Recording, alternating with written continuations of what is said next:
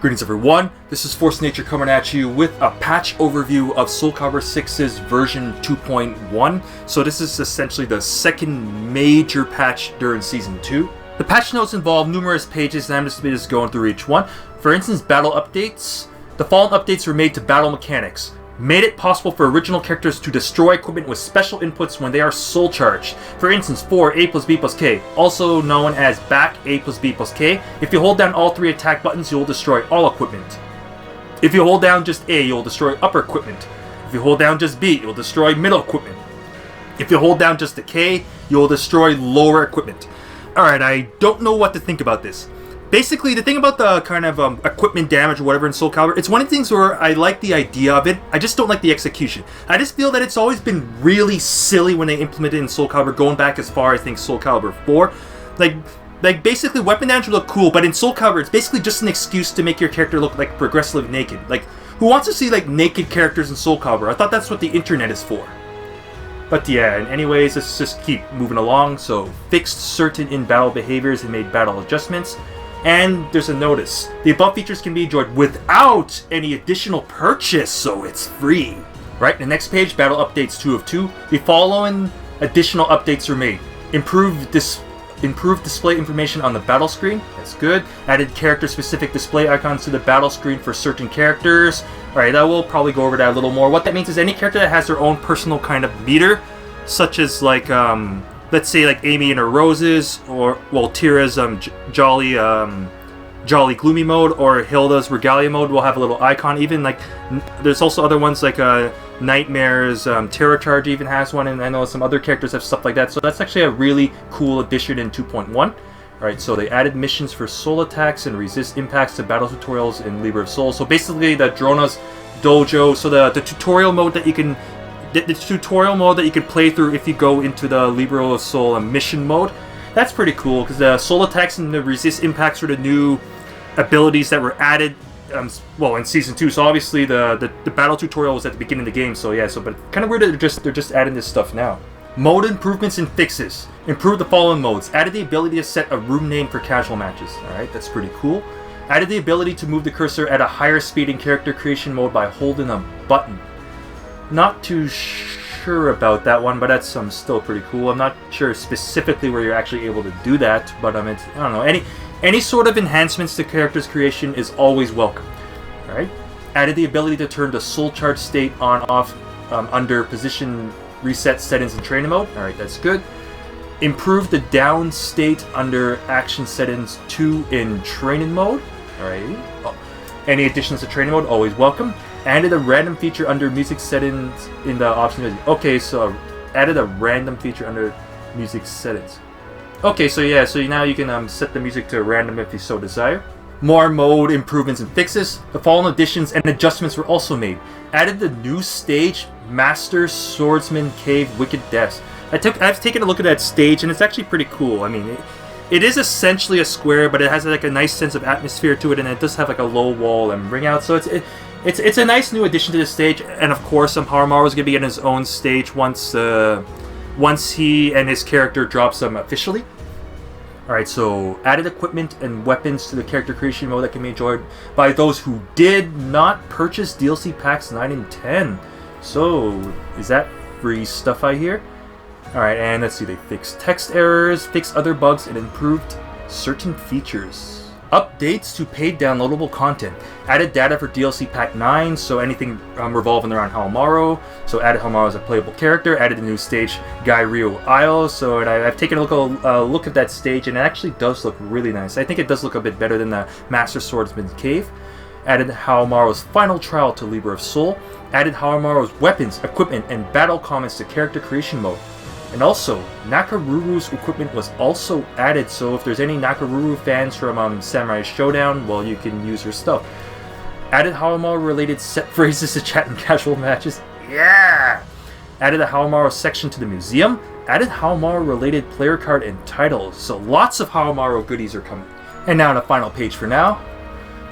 More updates to the paid downloadable content. Added data for DLC Pack 10, so character creation set D. So this would be the second character creation set in Season 2. The first one released alongside Hilda, so this one's releasing alongside Haohmaru.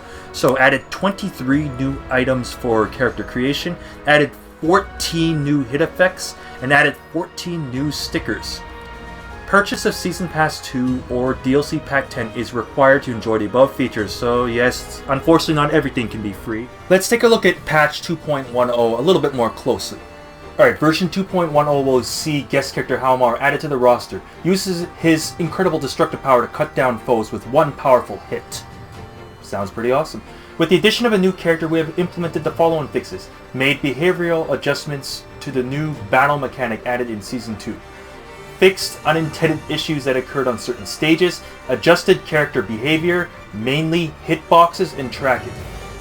When a short custom character uses a tall regular character's move, the opponent's attack would sometimes unintentionally miss.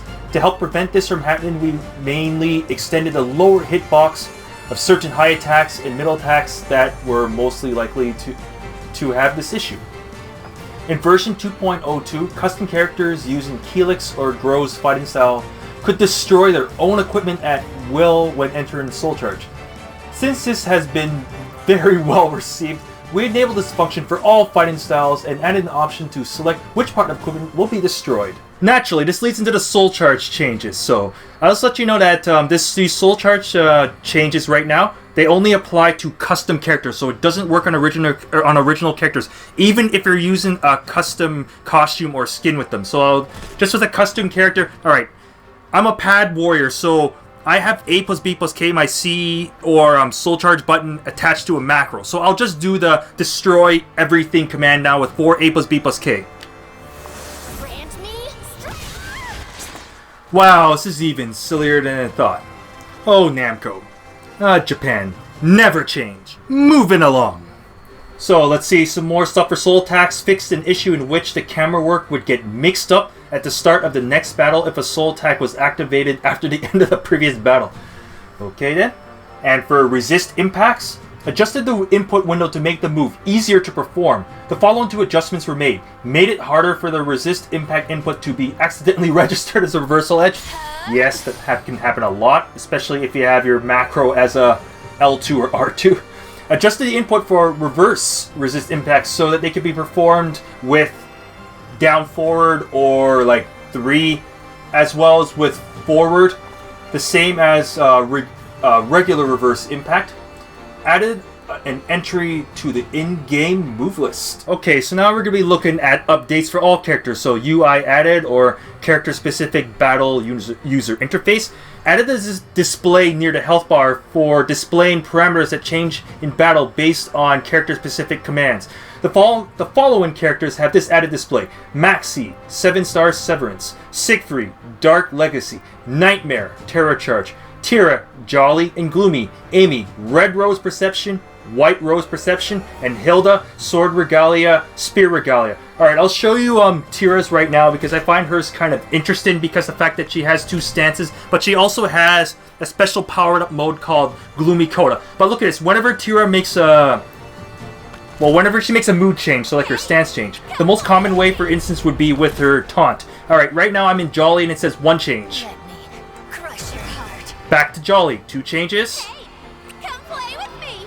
Come on, work. Hey, come play with me. Hey, come play. Yes, with Tira, she's random, so sometimes it doesn't always come out. 3 changes, 4 changes, 5 changes, 6 changes, 7 changes, 8 changes, and 9 changes, and now Tira is powered up in Gloomy Coda, and you see now that her special little meter icon at the top is charged up, so now she basically can get like a free Soul Charge move out of that. And with Tira, once you go back to Gloomy, then you're back in Gloomy Coda, so this little icon thing is really neat. Weapon trail effects. Fix an issue in which trail effects would display in a different place from where the weapon actually passed. That sounds pretty problematic. Extended the tracking time of the grab and motion to improve overall tracking, so throws grab a bit better. The following throws are excluded from this change as they are intended to be available by moving Tira's Grim Reaper, so basically this throw right here. I'm probably guessing because this throw is incredibly dangerous, it's unbreakable, and it just looks plain badass. So, I mean, yeah, I'm pretty sure Namco kind of recognized that. And let's see what other throws. Astaroth's critical edge, evadable at mid-range and further, because yeah, Astaroth's critical edge throw, of course, is already pretty dangerous in it as it is. After running with just holding forward or 6 for some distance for like a few steps, then you press K. Oh wow, a bit further than that.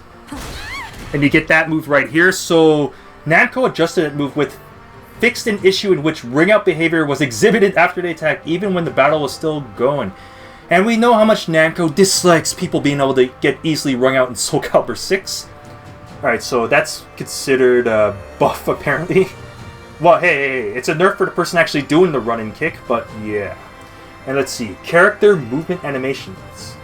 Adjusted the animation to make the character easier to hit with high attacks when moving. Fixing an issue in which the character would unintentionally evade high attacks due to having lower posture at the start of movement. Movement speed and distance remain unchanged. The change applies to the following characters: Sophitia, Ivy, Nightmare, Talum, Zaslamel, Grow, Aswell, 2B, and Cassandra. Check character-specific notes for details. And now a couple changes with regards to battle stages. So City Ruins Eternal Apocalypse. So this is 2B stage.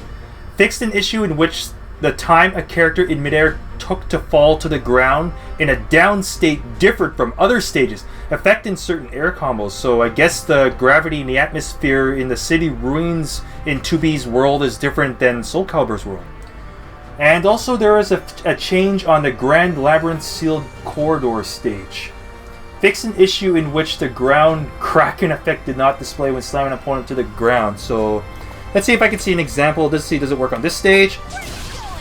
Yep, you see that when I smack 2B with Sungmina's break attack, causes this big ground effect. So on the Grand Labyrinth stage, they end up fixing that. So I mean, so for people that like the ground smacking effect, I mean, there you go. On the newly added Master Swordsman's Cave, Wicked Deaths, we're going to be taking a look at one character as an example with regards to the buffs or nerfs or balance changes to said character. Because if I end up going over all the characters, and we're just going to be here all day, so I'm just going to go over one character as a sample. Since I'm on Sungmina, I'll just go over Sungmina's changes. Alright, in version 2.10, sees adjustments made to hitboxes and tracking to help reduce missing. This was done to fix an issue in which 1-1, 4-4, or 7-7, A plus B would sometimes cause the character's position to shift when performed at the edge of a stage. So we're talking about this move right here. Alright, forward A or 6A, so this move could trigger a lethal hit after fulfilling the condition, triggers upon long-range running counters. So yeah, so if you do it around like tip range or anything and someone's trying to do like an 8-way run or like a sidestep, then they'll end up getting a lethal hit. We extended the range of this condition, i.e., or in other words, expanded the area in which the lethal hit will not be triggered, to make it harder to trigger a lethal hit when the opponent performs an 8-way run at close range. So that's, well, a slight nerf. Alright, so let's go into the balance adjustments. Alright, first one's considered a buff. So this is to AAB, so this move, AAB, and K. So, what has been done? Enlarge the lower hitbox to prevent the attack from missing against enemies in low stances. So basically this move goes high, high, mid, so I guess they don't really want the opponent to be able to, I guess, crouch under it too easily unintentionally. Same with like the K, which is normally a high, but I guess they don't want the move to get high crushed too easily. Alright, so the next balance adjustment is a nerf. This is to 3AA, 4A, BBA, 3KK, well, 2K while crouching K, and 1-1 or 7-7A. Improve the tracking to make it easier for the attack to hit an enemy during their 8-way run. So these moves kind of, I guess, track a bit better now. That's always good. And next one is also a buff to 2BA. Alright, that move does look pretty similar to 1-1A. Enlarge the hitbox and adjusted tracking in order to reduce instances in which the attack would unintentionally miss. So again, like improved tracking.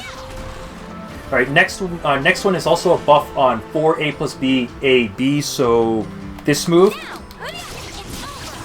goes mid, high, then another mid, So let's see what was done to this. Enlarged the hitbox and adjusted tracking in order to reduce instances in which the attack would miss partway through the combo. So this move connects better. That's always good because this is actually a pretty nice string and in a break attack. All right, so next one is a buff. Once again, another buff. This is to 1-1, 4-4, 7-7, 8 plus B. And also this includes the Soul Charge version 2. Fix an issue in which performing the attack at the edge of the stage would push the character's body away from the wall, causing a sudden change in position. I think they had said in the initial notes. And next one is after running some distance K.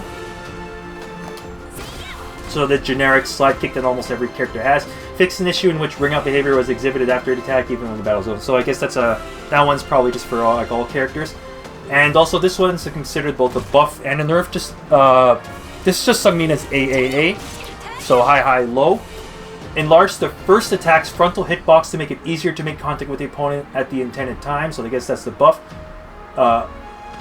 Wait a minute. Enlarge the first attack's frontal hitbox to make it easier to make contact with the opponent at the intended time. I'm trying to figure out what that is.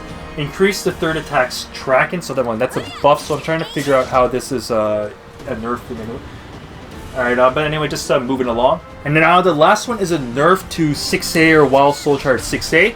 So, let's see. Increase the distance at which a lethal hit is triggered.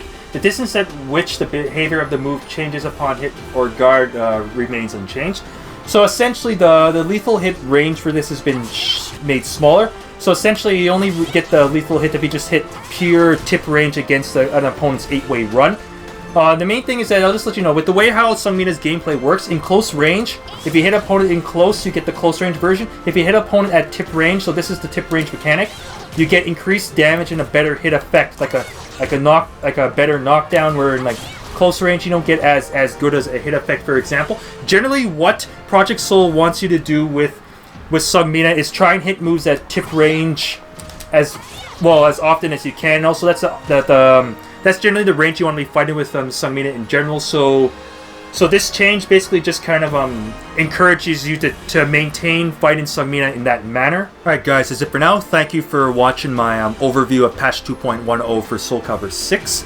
As always, if you like this video, smash that like button. If you didn't like this video, just hit the like button anyway. And don't forget to subscribe for more juicy 3D fighter content, including Haohmaru will be on his way very soon. I would also like to take this moment to thank my premium top tier fighters for their continued support, which I do appreciate. If you'd like to become a premium top tier fighter yourself, click on the Patreon link down below.